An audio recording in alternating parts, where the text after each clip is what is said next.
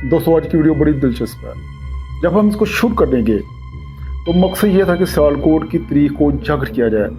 तो सियालकोट का जो सबसे ज़्यादा तारीखी मुकाम है वो है सियालकोट किला।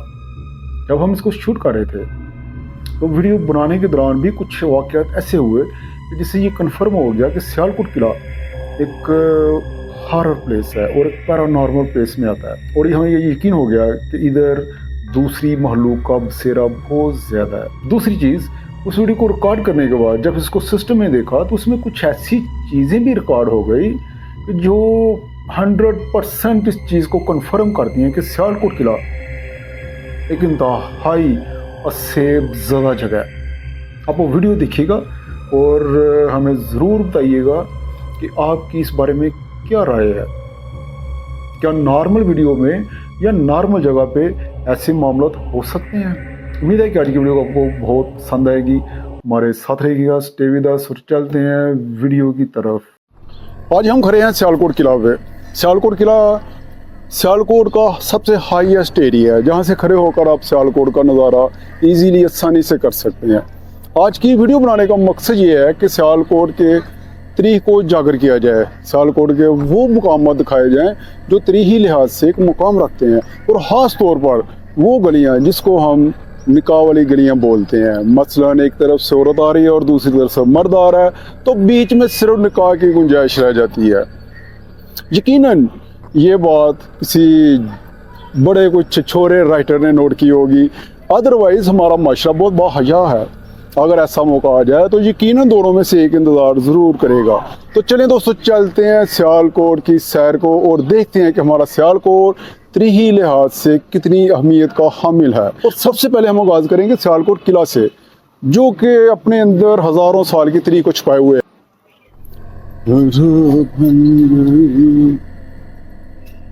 ये हैं वो राहदारियाँ, वो रास्ते जिन पर किसी दौर में यकीनन बादशाहों की गुज़रा होगी है।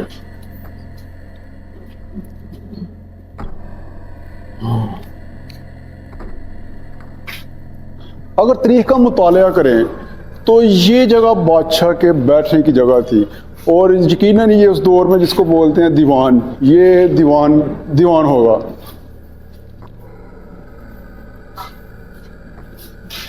इसकी दीवारें, इसके छत आज भी हज़ारों साल पुरानी तारीख को पेश कर रहे हैं। बर्बादी की एक मिसाल है, बर्बादी की एक मिसाल बन के रह चुका है।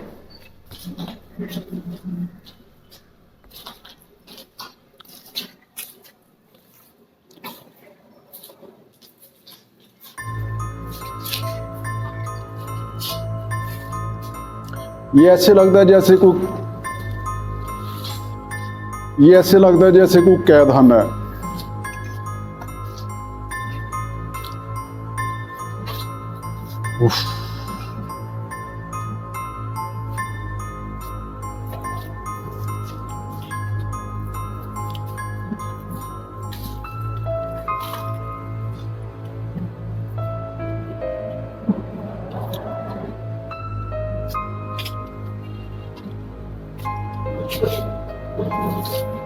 अगर इस किले को रेनोवेट किया जाए तो यकीनन ये खूबसूरत शक्ल पेश कर सकता है, लेकिन अफसोस कि हमने इस तारीखी विरसे की बिल्कुल कदर नहीं की।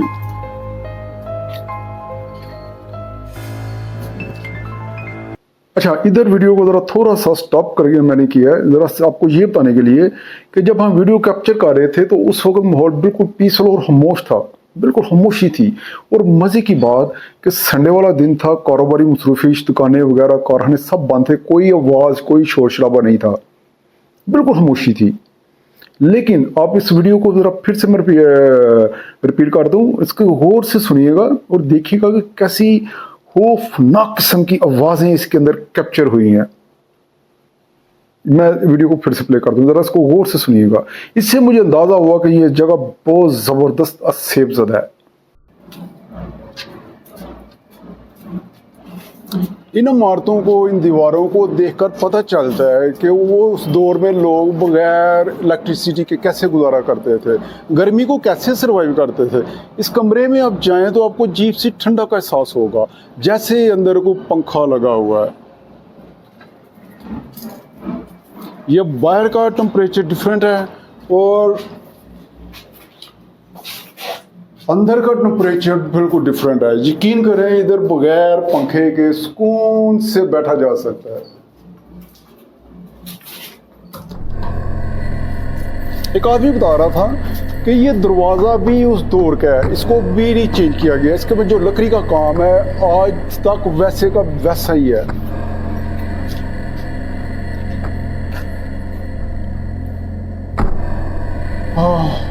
वो शायद उनके बने हुए कोई किचन वगैरह बने होंगे।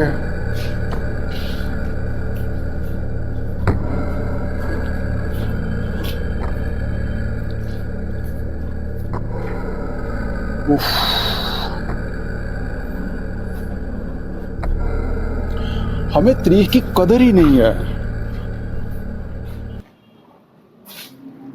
हम लोग तारीख के बिल्कुल कदरदान नहीं है। किस तरह एक हजारों साल पुराने विरसे को हमने बर्बादी की मिसाल बना के रख दिया हुआ है। मुझे तो ये जगह सेफज़दा भी लग रही है। मैं नहीं मानता कि ये जगह खाली है। यकीन करें ऐसे फील होता है जैसे कोई दूसरी महलूक भी इधर रहती है। वो भारीपन भी है इस जगह पर। इस तरफ हो।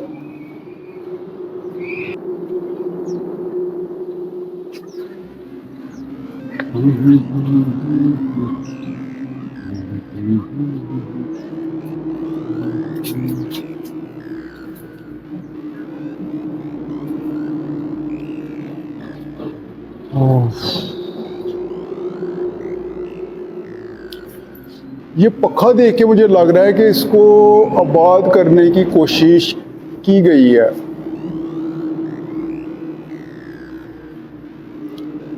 अच्छा ये तरह देखिएगा कि मैंने जब इस कमरे में एंटर होने की कोशिश की तो मुझे ऐसा लगा कि जैसे आगे को काले कपड़े पहनकर खड़ा है। तो मैं यकदम डर गया। तो बस आगे क्या वो चीज़ गायब हो गई। फिर मैं अंदर जाने लगा तो यकदम एक कुत्ता अंदर से निकलकर बाहर की तरफ भाग गया।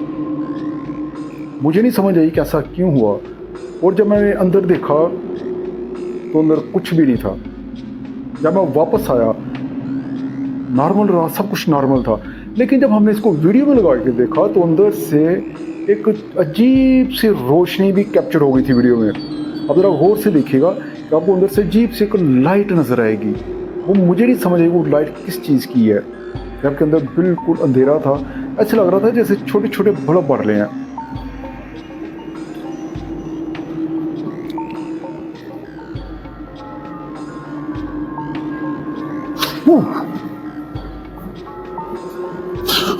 वीडियो को जरा एक दफा फिर से देखिएगा।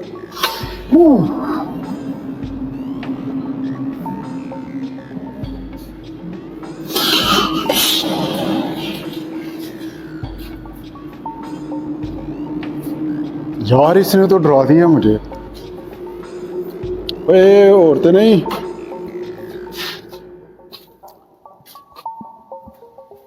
उफ, ये जगह मुझे नॉर्मल ही लग रही है। पैरानॉर्मल प्लेसेस है, मैं बता दूं।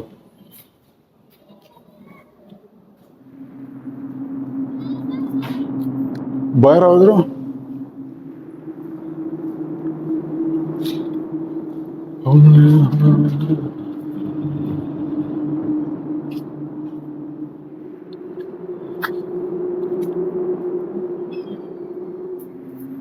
ये इस किला की तमीर की है राजा साल ने। जब इस किले को तमीर किया जा रहा था तो इसकी बुनियादें इतनी वीक थी कि जब ऊपर जाता नीचे गिर जाता। उसके किसी वजीर ने बोला कि सियालकोट में सिर्फ एक मुसलमान है, इसकी बुनियादों में उसका खून बहा दो, ये किला क़यामत तक गिरेगा नहीं। उस जालिम ने उन बुजुर्गों की पीर मुरादिया की गर्दन उड़ा और खून इसकी बुनियादों में बहा दिया। और आज तक ये किला उनकी बरकत से आज तक कायम है। कई जल्जले आए, तूफान आए, लेकिन ये किला अपनी आबोताब से कायम दायम है। उसकी आगे की स्टोरी भी बड़ी दिलचस्प है, वो कभी आपसे बाद में शेयर करूँगा। फिलहाल मेरा ख्याल है कि हमें इधर से जाना चाहिए क्योंकि ये जगह मुझे पैरानॉर्मल लग रही है। यकीनन इधर जन्नत का भरपूर बसेरा है। एक अजीब सा मुझे खौफ महसूस हो रहा है। हमारे एक बुजुर्ग हैं, उन्होंने भी मुझे बताया था कि मैंने जब उससे शेयर किया कि मैं सियालकोट किला की वीडियो बनाने जा रहा हूँ, तो उन्होंने मुझे एक कह सकते हैं नसीहत की थी कि सियालकोट किला पे ना जाना, वहाँ वो सारी की सारी जगह पैरानॉर्मल है। उन्होंने एक कमरे की निशानदेही की, वो कमरा मैं आपको दिखाता हूँ, आइए जरा। ये वो कमरा है जो उन बुज़ुर्गों ने निशानदेही की थी कि किसके अंदर जाने की गलती मत करना। ये इंतहाई पैरानॉर्मल प्लेस है, लिहाजा हम इसके अंदर नहीं जाएंगे। ज़रा इधर जो भी महलूक है उसका भी रहन सहन है, हम किसी को डिस्टर्ब करना पसंद नहीं करेंगे, ठीक है।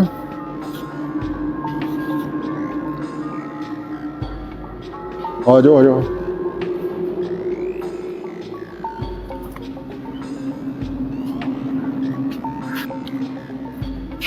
चलिए अब चलते हैं सियालकोट के दूसरी साइड पे, जिधर हम आपको सियालकोट की वो गलियां भी दिखाएंगे जिसका मैंने आपको जिक्र किया था कि ये वो गलियां हैं जो निकाह वाली गलियों के नाम से मशहूर हैं, जिनमें एक तरफ से अगर औरत दूसरी तरफ से मर्द आ जाए तो बीच में सिर्फ निकाह की गुंजाइश रह जाती है।